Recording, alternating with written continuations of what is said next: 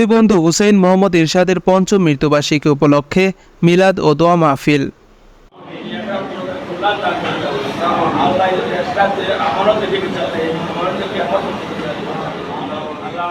ফেনীর দাগনভূঞা থেকে আব্দুল রহিম চৌধুরীর পাঠানো তথ্যচিত্রে বিস্তারিত জানাচ্ছি মাসুম বিল্লাহ।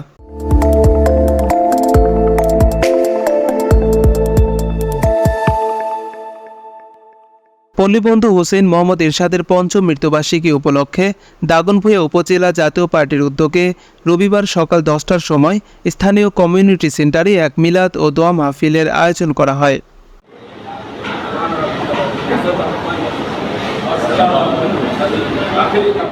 এতে উপজেলার জাতীয় পার্টির নেতাকর্মীগণ অংশগ্রহণ করেন।